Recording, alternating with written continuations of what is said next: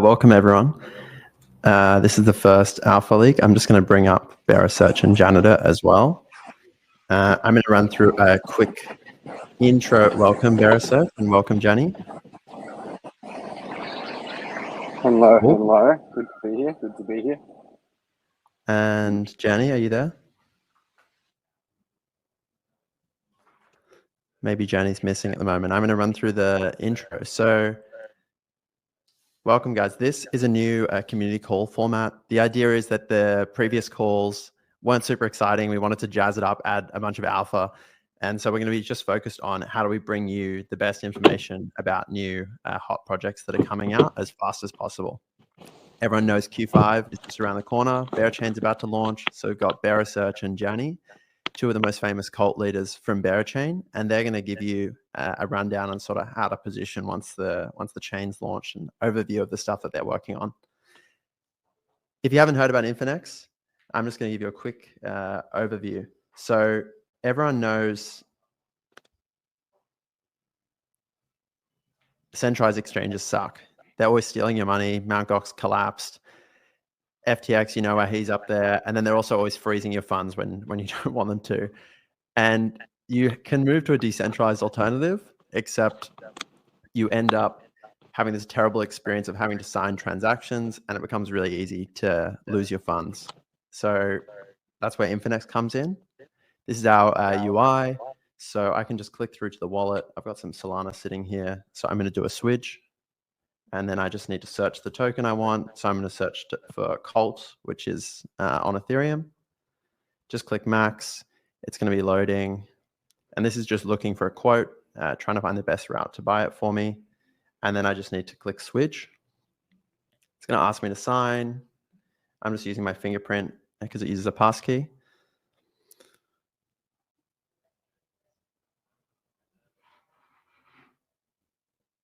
And now my switch is in process. So you don't need to worry about pop-ups, wondering what the transaction is.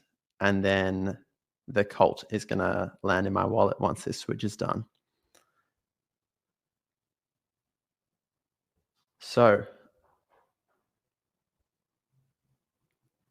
we recently had a zip 97 to integrate Berachain, which is why we wanted to talk about Berachain. We want to keep you all updated, especially on the projects we're going to be integrating.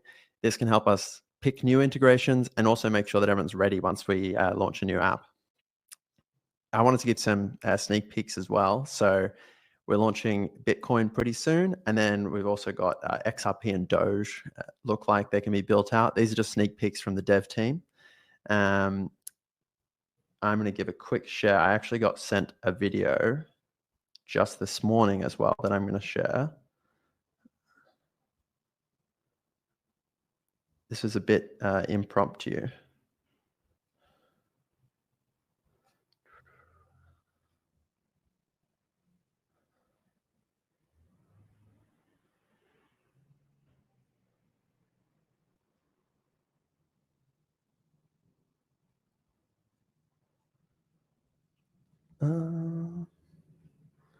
The video is not loading now. I'm going to have to share it a little bit later, but I'm going to pass over to Berasearch, who seems to have dropped out. Jani, are you there?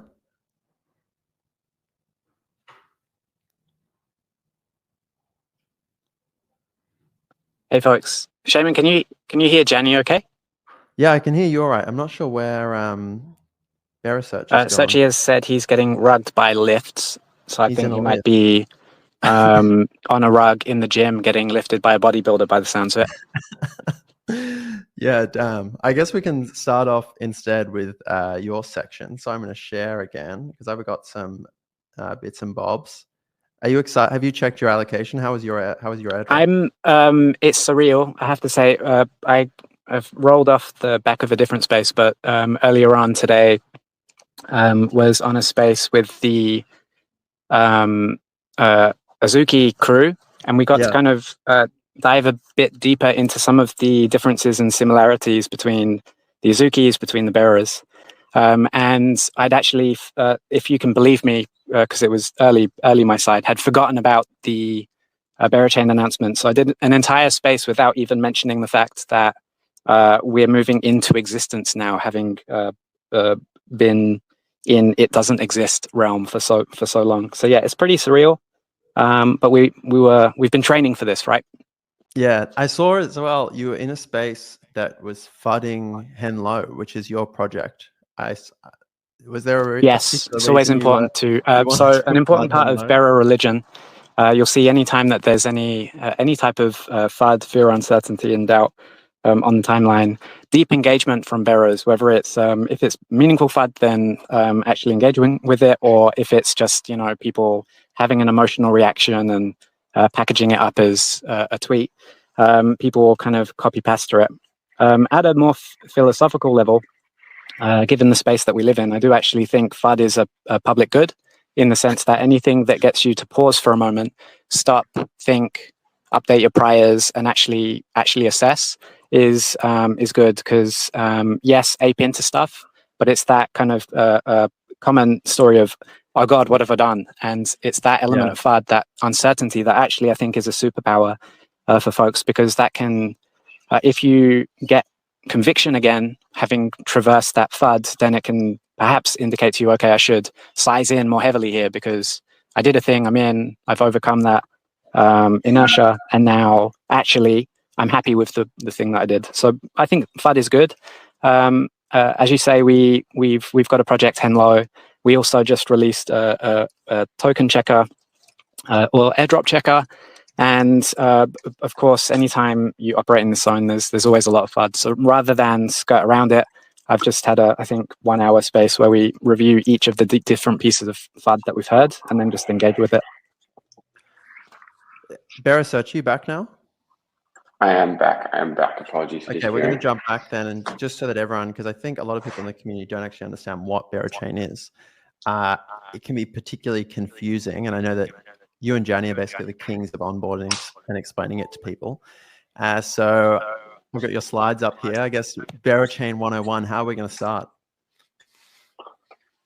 Firstly, I guess by saying hi, I'm Berasearch, and I have bad internet, clearly.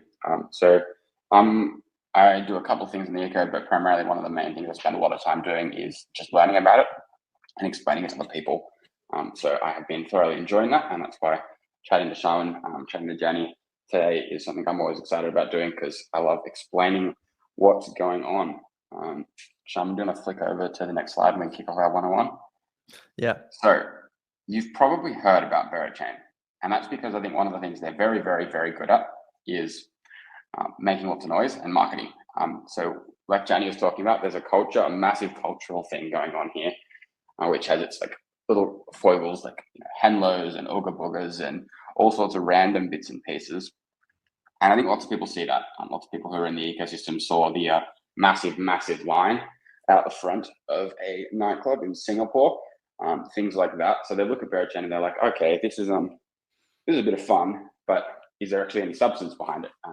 My thesis is that Berachain is actually a reverse mullet protocol, in that it's very, very, instead of the party in the back, business in the front, it's the other way around. Such We've got party in the front, comparison. business in the back. Yes, yeah.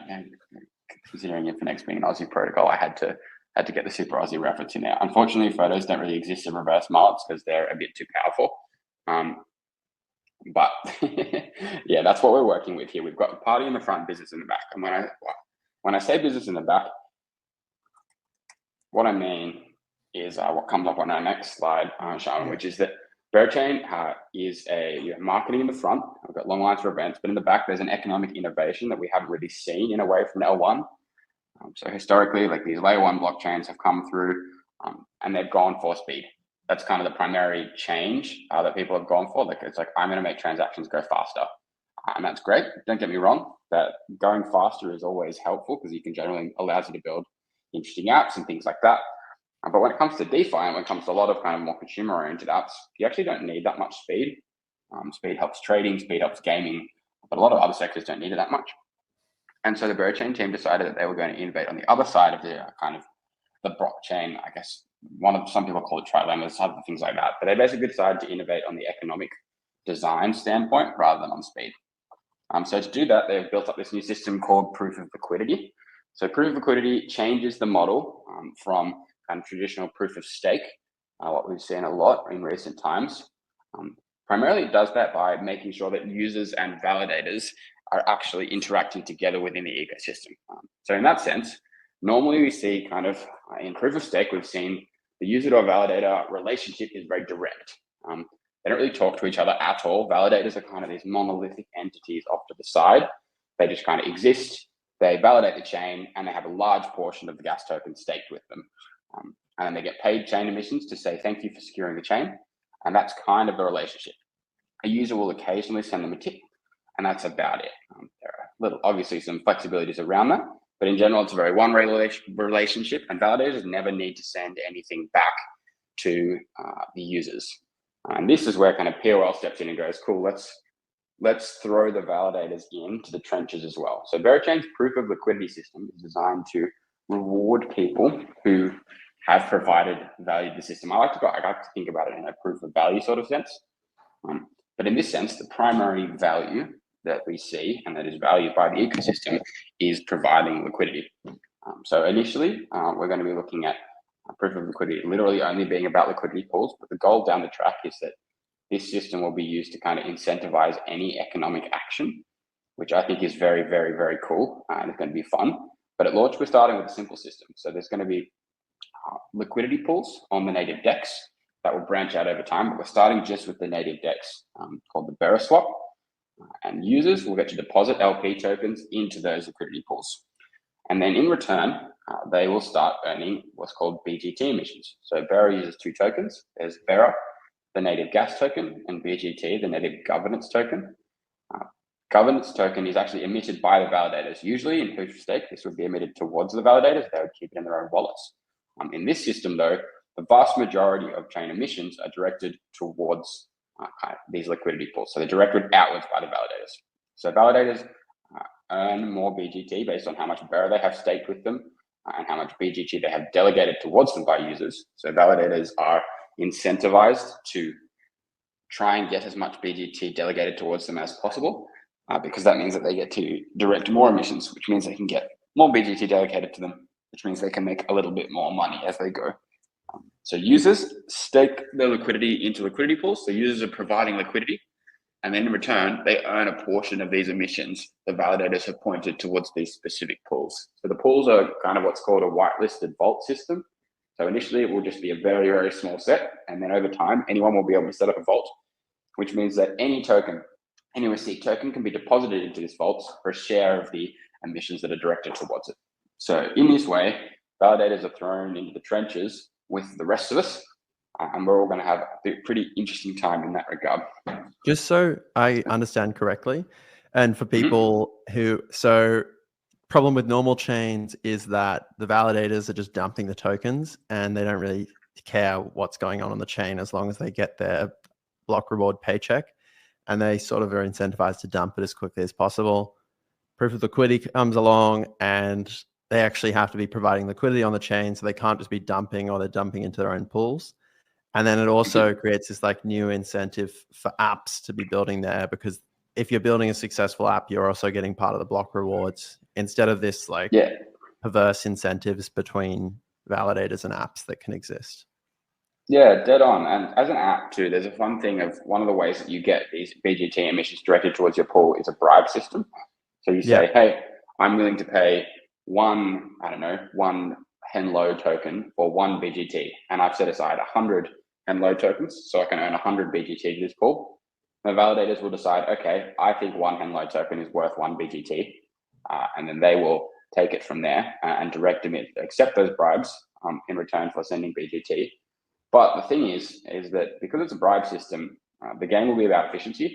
So from a protocol side, it will be seeing how little tokens can I send to receive BGT rewards.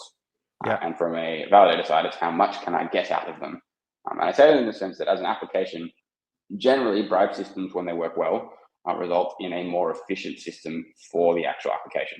So they have to spend less money to get more money in return. I think it was I think it might have been Euler had a really interesting example of this with Royco recently. They had some insane thing of for every dollar of incentives they were spending, they were getting it was like 3 to 4 digits of capital locked up in their protocol. which is just very impressive kind of example of how these bribes and incentive markets can work really, really well for the users on the end as applications. Yeah, also, and then I guess speaking of apps, you're at Ramen Finance, which is going to be one of the biggest launch pads. I guess what's different about Ramen Finance, how the launch is actually going to work? Yeah, so Ramen is, hopefully, if you've used a launchpad before, not too unfamiliar to you. So we have two launch modes. So we have a fixed price mode and we have price discovery mode. So fixed price mode is the classic. It's one token, $1. Project sets aside X amount of tokens or X amount of dollars. The sale is kind of goes through there, and then at the end, your tokens get sent to you, and the rest get sent out into a liquidity pool. That's great. That's simple. And then we also have price discovery mode, which is a bit more interesting in the way that it's designed overall. So price discovery mode is what we call a sealed bid auction, which means that everyone gets a chance to, during a registration period, the protocol sets a price floor. So they might say, we're willing to sell our tokens for $1. But then the auction goes out and everyone has to write down on a piece of paper, I'm willing to pay $2 per token and I want to buy $200 a token. Or maybe Jani is willing to buy 300 tokens at $3. And so basically everyone writes down their bids, puts them in envelopes and hands them in. And then the Ramen team goes and sorts those bids in order and then starts saying from the top down, going, cool, you get tokens, you get tokens, you get tokens. And it goes all the way down until all of the token allocation has been used up. And that last bid, so that last person, say it is you, Shaman, and you've been willing to bid $1.50 per token, and you get the last token in the allocation, then everyone who was above you actually gets the tokens at the price that you suggested. Right. So if you overbid, you get the tokens that you wanted at a lower price. Great. If you underbid, you don't get what you want. You don't get what you wanted, but you also don't overbid. You don't FOMO into the sale in a different way. So it's kind of a balance, an interesting balance in fairness in that regard, which is kind of designed to help the user out, but also let price discovery kind of happen as the token goes out. So because obviously protocols have an idea of where they'd like their token to launch at, but this is a way to give the market a chance to figure that out. Yeah, I'm interested to see. It's some weird game theory going on there because you're sort of incentivized to overbid a little bit if you're being conservative. Mm-hmm. And if there's a lot of hype going on and everyone's thinking, oh, I better overbid, there might be some pretty... I want to see one launch that just gets completely blown out from the beginning because everyone's massively overbidding. It'd be interesting to watch. Yeah, look, we've got so the first price discovery mode sale is Yeet, which is obviously one of the biggest tokens. I think one of the bigger projects on Berachain, but in particular one of the sillier ones and crazier ones. Yeah, there it is on the right. Yeah. So Yeet will be a wild ride, I'm for sure. I think that that sale is going to be bid like nobody's business. So yeah, I think you will get to see your game theory working in public straight away. Well, they got millions of tokens, didn't they? As part of their... they got 340,000 tokens in the RFA. So depending on what you value Bera at, that's either a lot of money or a metric lot of money, depending on what part of the world you're from. Yeah, and that's just going to be... And how does Yeet work exactly? It's like a DeFi gambling game, right? Yeah, it's DeFi is not DeFi. Yeet is in my opinion, is more of a game theory social experiment than a game as such. So in Yeet, they have kind of this thing that they call the Yeet Cup. So you can literally yeet Bera tokens into it. So you yeet your Bera tokens into it, and if you are the last person at the end of the game to yeet tokens in, you win the cup. So every time someone yeets in, the timer resets. So it goes up to 20 minutes, and then it slowly, basically every time it resets to a slightly less high time. So it slowly but surely ticks down until you get to like a really short period of time where it's like yeet, a couple of minutes, yeet, a couple of minutes, or the game ends. And so why would you want to do that if you're not, so the kind of two dynamics there are every yeet has to be a certain portion of the cup. So basically, Yeets have to get bigger as the game goes on. Yep. So 90% of the cup goes directly to the winning Yeeter, he with the biggest and last Yeet. 10% is split up between 10 people, and they get that as what's called a lottery reward. And then a portion of the bearer that goes into the cup is paid out towards people who are staking their native token, the Yeet token. So it's kind of like a game of, so the game theory there is, are there going to be times where it's going to be cost effective for me to Yeet? Because they also pay out Yeet tokens based on what they call epochs, so a period of time. There'll be Yeet tokens emitted towards the cup. So you could look and go, oh, well, if I pay $1 in bearer, I'm going to get $1.50 in Yeet tokens at the moment because no one's Yeeted in this epoch. Yeah. So you've got like that little dynamic there. But then you could also just be someone who's like, well, I trust that everyone in the ecosystem is an idiot, and so they're just going to be throwing money into this. So I just want to buy the Yeet token and stake it and earn money based on their idiocy. You see what I mean by it's game theory designed specifically to mess with DeFi people who don't potentially think about what they're doing before they press a button. Yeah, that sounds good. I'm pretty bullish on that. And then the other image you got on here is, I guess that's the Ramen logo. So is Ramen actually doing a launch on their own launchpad? Yes, that is. So that you've got the Ramen token / logo in the front there, and that's our mascot Bing Bong, who I couldn't miss because I think our graphic designer is incredible, and that image just makes me laugh. So the Ramen token is pretty integral to the way we've designed our launchpad. So price discovery mode launches won't really interact with the Ramen token, but the fixed price launches, to enter fixed price launches, there are kind of two ways that you can do it. So way one is the traditional way, or the classic, where what you need to do is you buy the Ramen token and then you stake it so you lock it up for 16 weeks. As soon as you locked it up, it turns into what we call G Ramen, governance Ramen. And then that token starts accruing an off-chain points system called gacha. So gacha points are what you need to then essentially buy a lottery ticket to see if you can get into one of the fixed price launches. So say you really, really, really wanted to get into the Henlo token sale.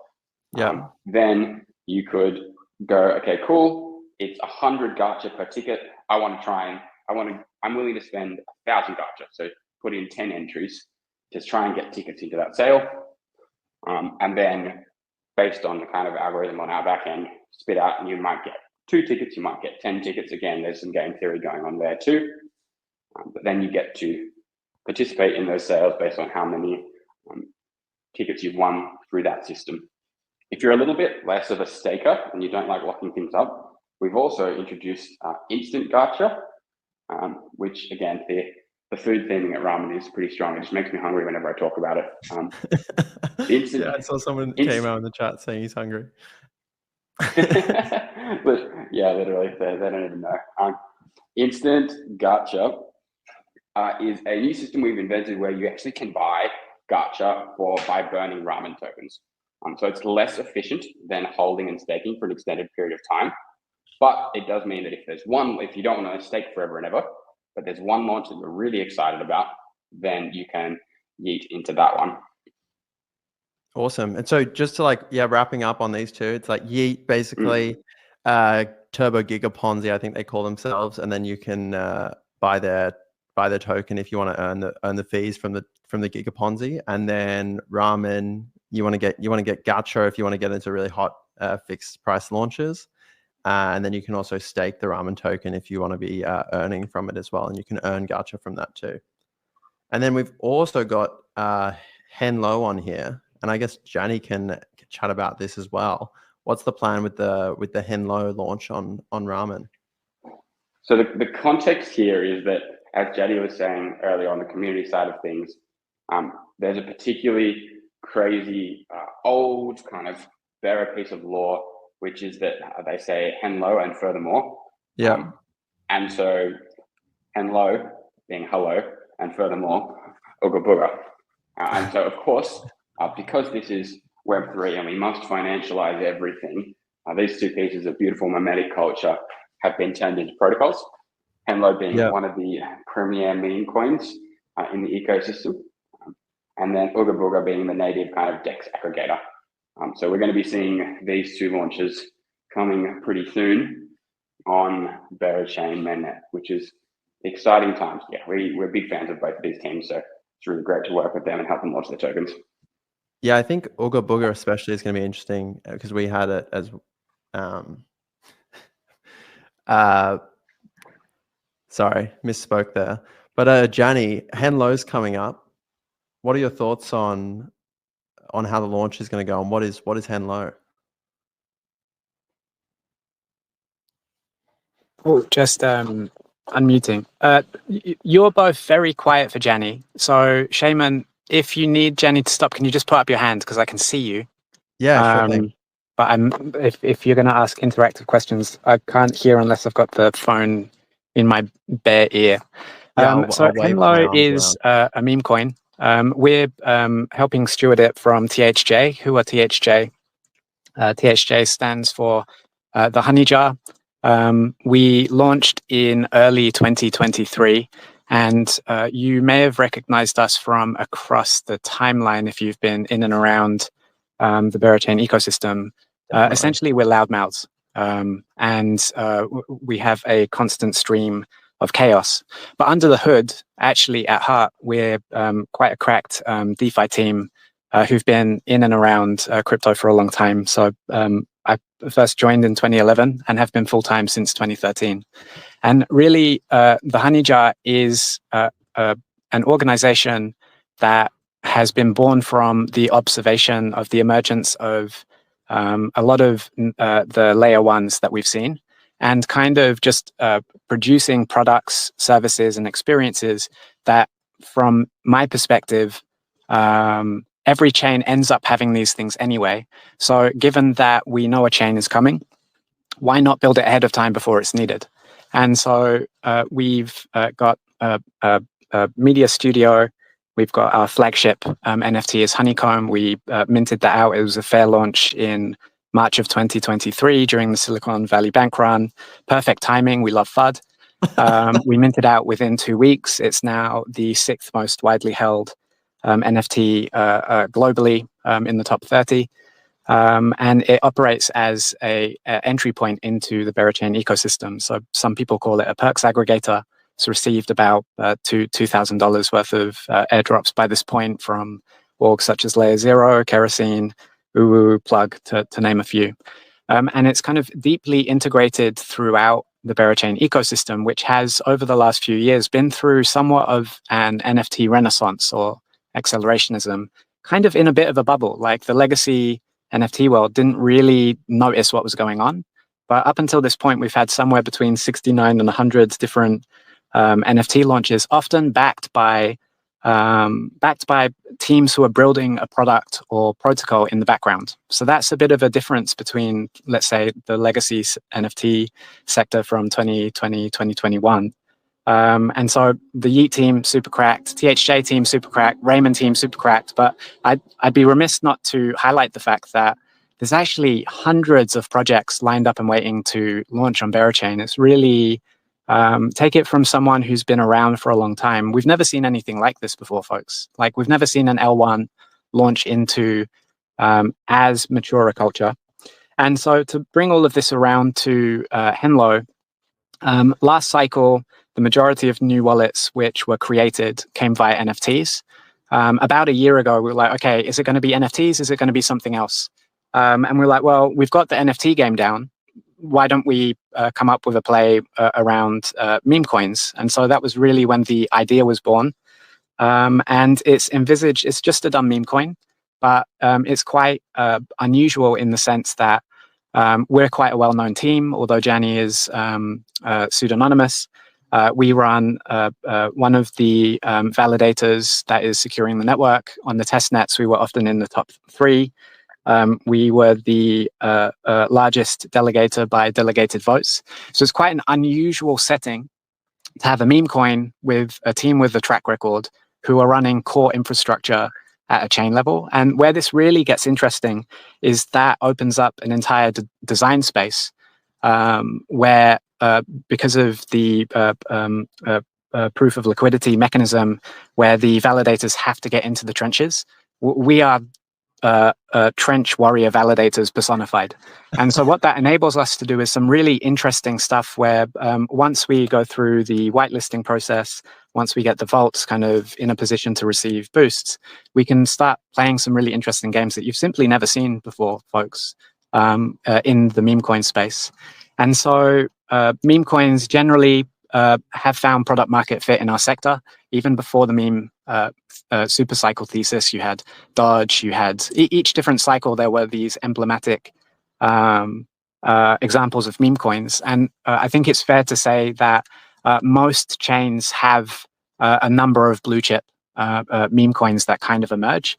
And really that's the play that we're going for. Is we started building this out well before this meme super cycle thesis. We were leveraging more around the fact that there will be blue chip meme coins in this game, and why not have them be connected to the validator and to Pol itself.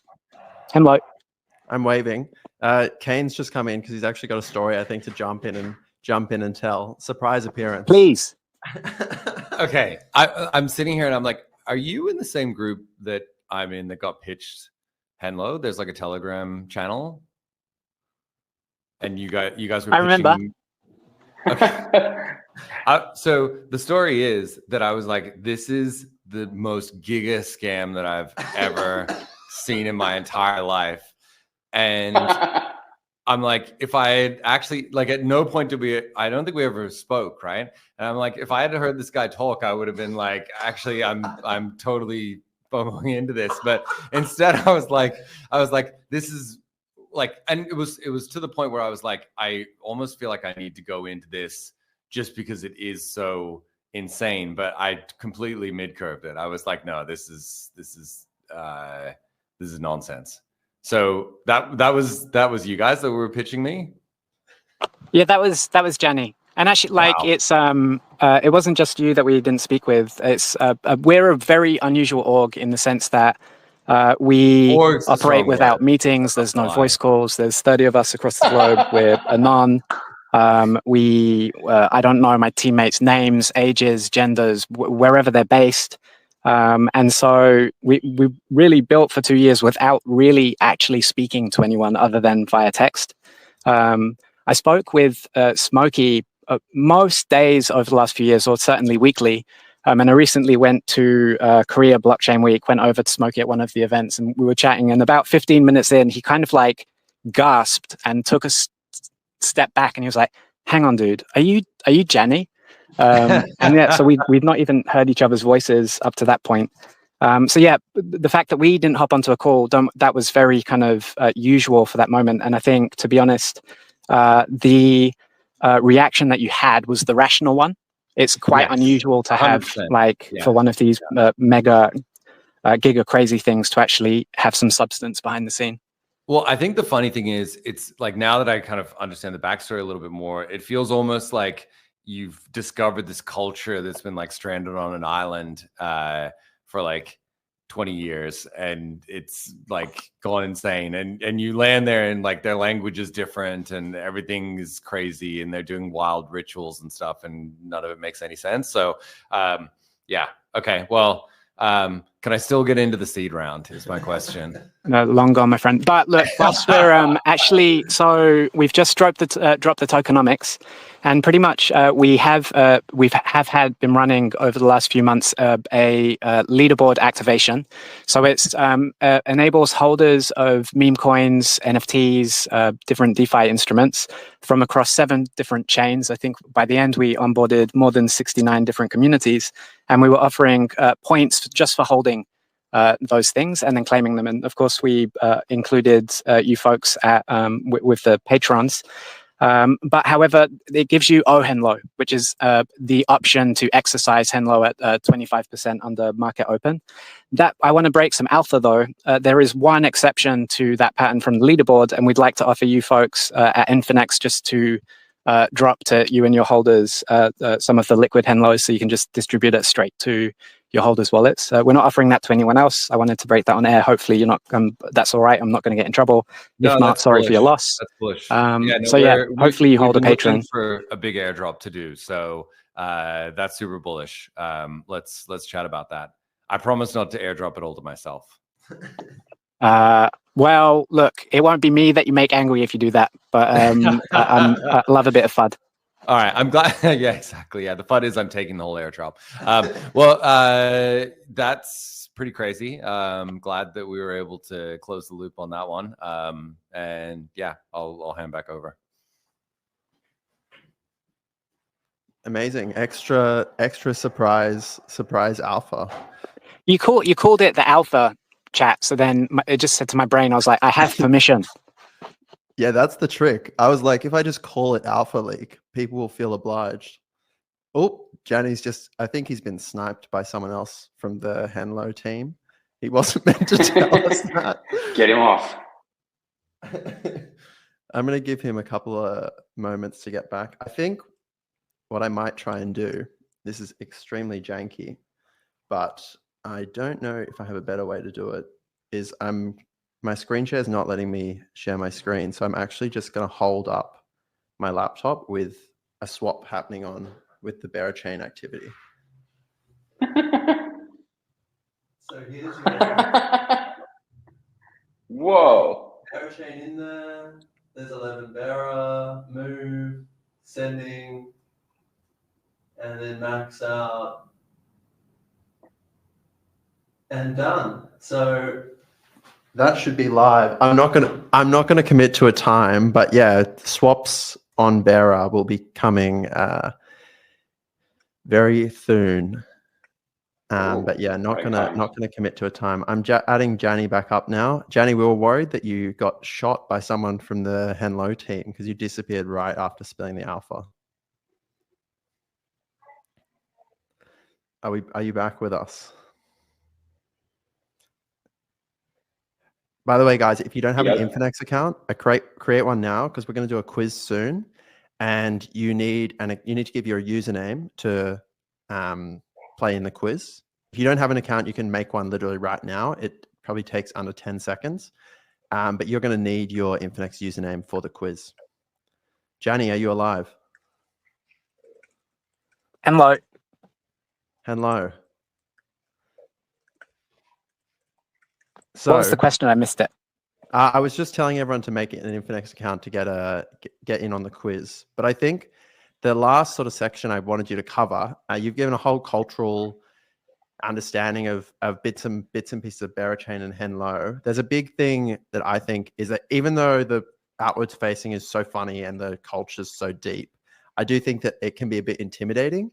And it's weird because it's such an open community once people take the leap. But I guess if someone or people in the audience, like they're going to be able to bridge to Bera in their Infinex accounts, how can they engage in the cultural side and what should they be looking out for? What's the easiest way to sort of onboard into the community? I love answering this question because actually there is one group which THJ are just pretty much unanimously hated by, and that is mercenary cults, right? Key opinion leaders, because Berasearch is kind of a perfect persona of this. Like we grow our own. And so if you want to learn more about Berachain, if you read, Berasearch's threads are really good. There's also Mug from IVX sometimes right. There's also Kevin from Ooga Booga writes some really good stuff, and he's recently started making some good podcasts with builders. So definitely go through his back catalog. Definitely on the community and culture side, there's a podcast which is native to the Berachain ecosystem, which has been produced for the last, I guess, 2.5 years, and that is the Honeycast.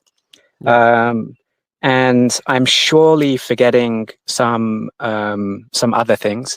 Within THJ, one of our missions has always been to be a gateway to Berachain. And so whilst, yes, there's a lot of cultural quirks, really it could be as simple as just, saying a BM, an Ooga Booga, a Henlo.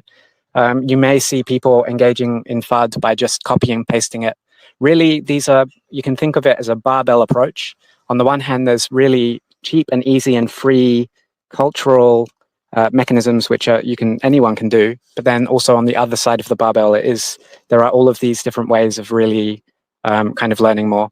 If you want to try stuff out on chain and you're not sure about spending funds and stuff, we've created a Bera native questing platform called Cub Quests that has really done the numbers on Berachain testnet. I think we've served something in the region of like 1 million unique users running all of these different quests, and we're going to be porting that over to mainnet. And that's really the purpose of that, is not to extract your time and attention and kind of activity, but it's more meant as a bit like a guide through the carnival. And so it's a way of interacting with and exploring different protocols, so you can kind of get a feel for how it works without necessarily having to put money down on the table. So those are some of the points. Searchy may be a really good person also to answer that, because the literate bear. One of the jokes is that the Berachain ecosystem is illiterate, and Searchy is one of the ones who can operate a crayon real good. So maybe I'll hand it over to Searchy. I got lost in the Jani source, so can you repeat the question for me, Shaman?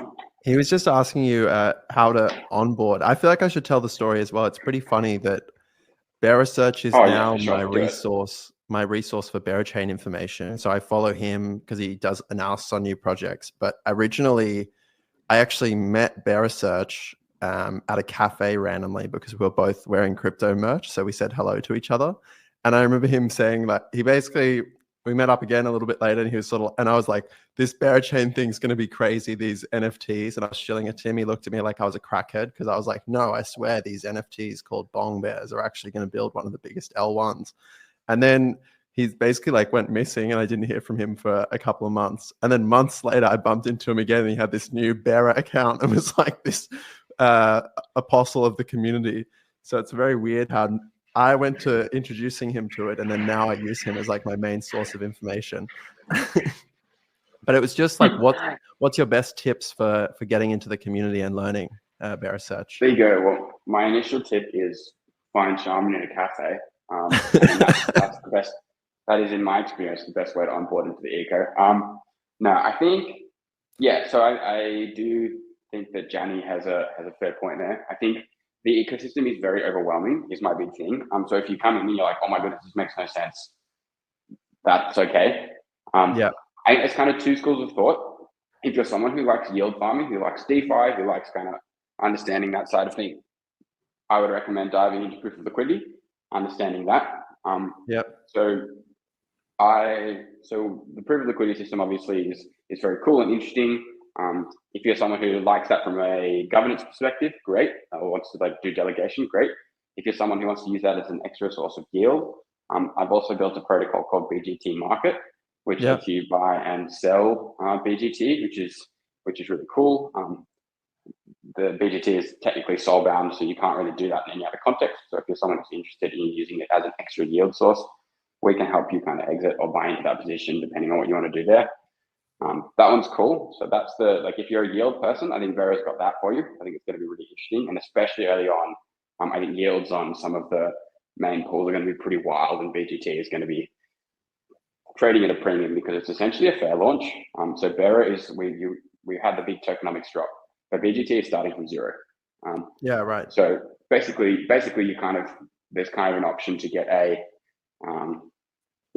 fair launch up from the ground up on a layer 1 governance token, which I don't think has ever been done before at a scale like this. So that's going to be a wild ride. From my understanding, the BGT has sort of direct incentive powers. So it's more than just a vote for proposals type governance. I guess it actually has dangerous word, but utility. Any lawyers listening, that was Shaman, not me. In the sense of things, BGT has two governance powers. So one is traditional governance. You get to vote on proposals. The main ones actually will be whitelisting vaults. Those will be the main proposals. But then the secondary one, which is the other type of governance power, which is probably the one that people are more excited about, is delegation, or I think what we're calling boosting validators now. So it's where if you have one BGT, you can say to, or actually, we've got one of them on the call. The honey jar is running a couple of validators, but you could say, I'm going to point my BGT, delegate it towards honey jar's validator. And essentially you're saying to them, here's my portion of the BGT supply. So, if one BGT is 1% of the supply, that means that when they validate a block, they will have more BGT pushed out because you've delegated to them. And so in return, they will send you some incentives. Some of the incentives that they're paid, the bribes that they're paid. Yep. Again, they're called incentives now, not bribes. The chain has normified slightly, but bribes is always been a bit of a scary word. Yeah, it's pretty funny. I enjoy watching as like the fun. It's not the fun's not sucked out of the chain, but some of the particularly spicy words that that a lawyer's read and been like, do we have to use that one? I definitely changed. I definitely see like the self-reference to it being a scam has toned down. I don't know who was around early, but it was like really like everyone was always posting that it's a scam, and you just see that slowly dropping off. Actually, during the Honeyjar's Honeycomb launch, it was, as I say, during the Silicon Valley bank run. So we ran an ad campaign saying, we're the Honeyjar, we're a cult, a Ponzi, a scam. Like, definitely don't trust us. But people, the bears, they like aping into stuff. So, but we considered that extremely fair and honest marketing, and then, under promise, over deliver. We're of course not those things, but agreed. Some of the verbiage, I'd say it contributed to the real kind of strong core community feel. But I think, culture isn't a static thing. It's a consistently revitalizing, refreshing, evolving thing. So I'm sure we'll always find ways of, as you say, Berasearchy, mullet in the back will persist. I think. I also, you go, Shaman. Oh no, go. I was just going to say, I got very distracted from the actual onboarding question, which is, if you want information, yes, I make a lot of ecosystem content. So I do a mixture of system level content, so proof of liquidity stuff, and also on protocols. If you want other places to go, I would recommend Bearland, literally the land for the bearers. They're a great entry point to ask questions. And Waj, OX Muggle, Moogle, I think he's probably going to kill me for that pronunciation. Yeah. OXMUGHAL makes really great video content if you hate reading. He's fantastic. And then seconding what Jani said of the Honeycast, THC is, again, you see the references, is fantastic and has been making really, really, really high quality content for an extended period of time. Perfect. I think now is probably a good time. I'm going to jump over to the quiz, and then after that we can sit and yap a little bit longer. But everyone, get ready. I'm going to share on the screen now. You should see this pop up. Just scan the code and then join. And you're going to want to use your Infinex username for your name in the quiz as well. I'm sitting here waiting like a fool because it takes a little bit of time because the stream is slightly delayed.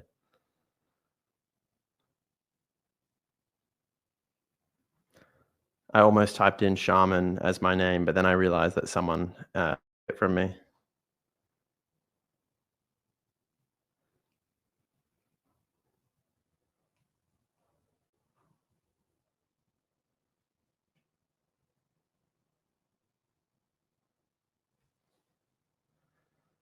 I'll give everyone a couple of minutes to slowly join. If you actually don't have an account yet, feel free to make an account. You'll still have time right now to make an account and then join with your Infinex username. Oh, we're up to 18. We can have up to 300 people, so I'd love to get up there, but I think we'll see where we get to.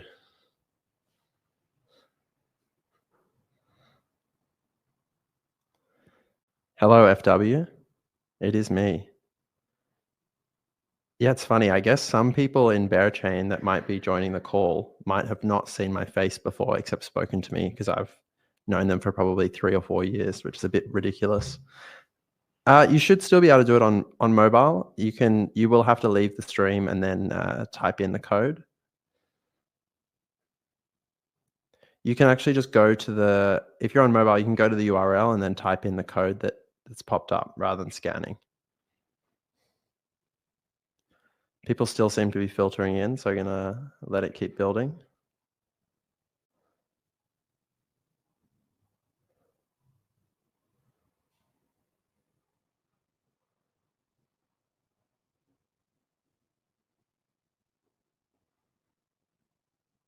Pretty decent. We've had 2,800 people click into the stream so far.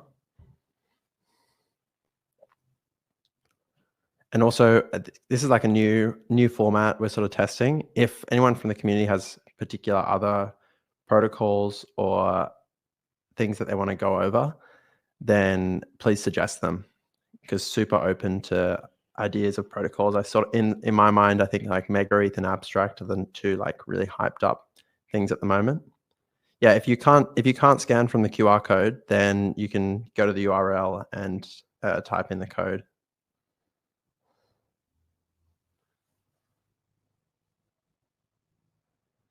Yeah, we're up to 41.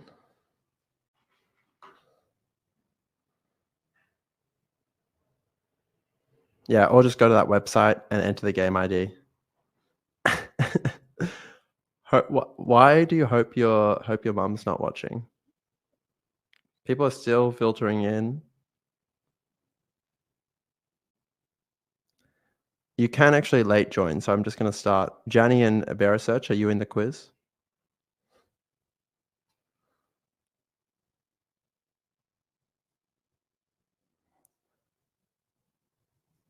People can join late, so I think I'm coming in. I think I'm going to start it in a moment. Huge. I love that Infinex doesn't have budget for a Kahoot subscription. No, I just think Kahoot actually has less players, and you'll see this has more fun games. All right, I'm in. Okay, we're up to 50, so I'm just going to start. People can join late; they're just going to miss out.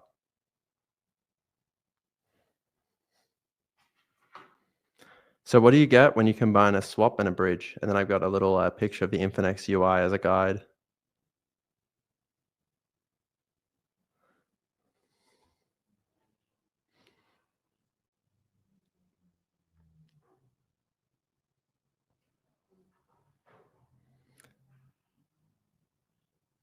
Nice. I'm a little bit sad so many people got that wrong, but you did okay. Oh, we've got Kain. He's up here. Jumbo first. Nice. Well played. People like the brop. Yeah. Now, this is like pretty old lore, this next question. So I'm not sure if many people are going to get it. But this is actually, if you want to find the answer to this question, you're going to have to dive into the old zips. Okay, I'm going to refresh some of these questions as well. So if you want to get more points next time, then you want to read through all of the Infinex past zips. I don't know when Kain has ever had a mustache, but good try, I guess. Wow, Jumbo still at the top there. Apollo close behind, and then we got Jed and Reizu.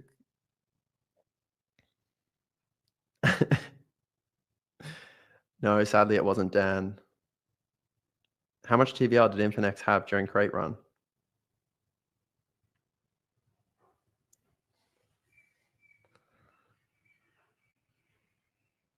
I've got some messages from people FOMOing in because they couldn't connect, sadly.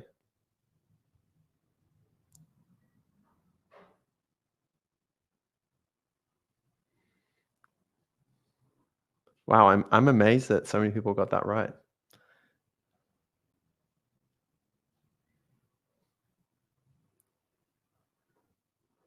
On the board.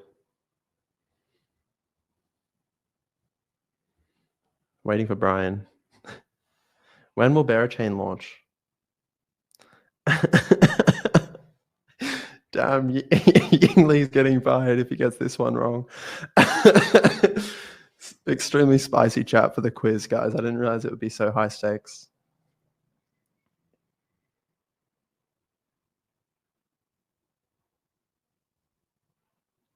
Nice.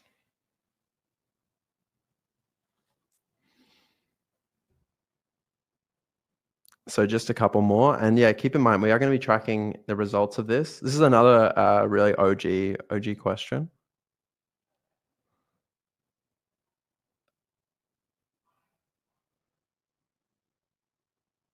Again, if you don't know the answer to these, you're going to have to join the Discord and ask people, because they're not really written down anywhere, except you're going to want to sort of learn more of the lore if you want to do better in these quizzes.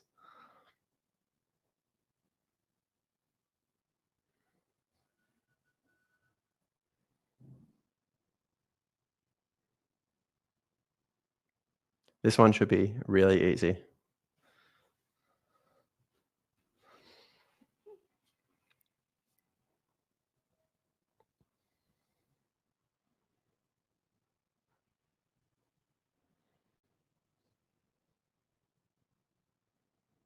Damn, half.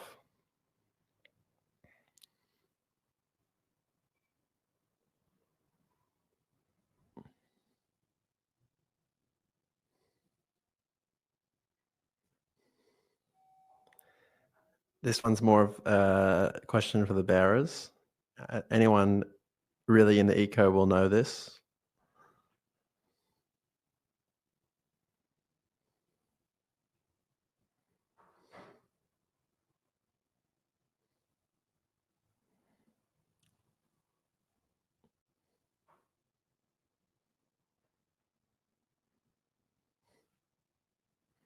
Yeah, how is Jumbo? And this one was actually on the call. Hard one for people that are definitely listening.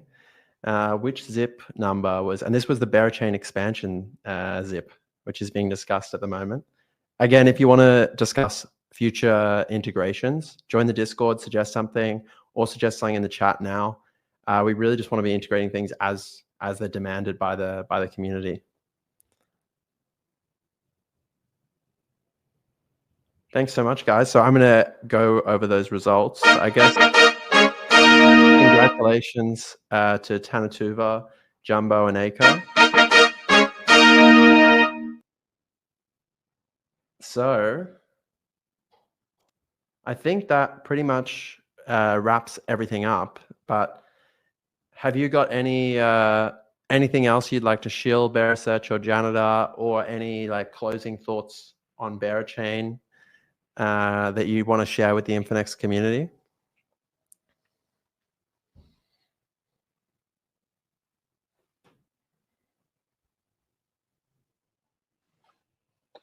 No, we're good apparently. Yeah, it's just, I mean, the one that I do say to everyone is, just be patient tonight. We're all like, I'm sure if you're an Infinex person, you've been around the block. Although I guess it's probably designed not just for people who've been around the block, but I'm sure you've been around. But just wait for the official stuff to come through tonight, because it's going to get Wild West. So yeah, have some fun, have an ooga booga around, but let the official links come through and make a call on that. And don't give your airdrop to someone who doesn't deserve it.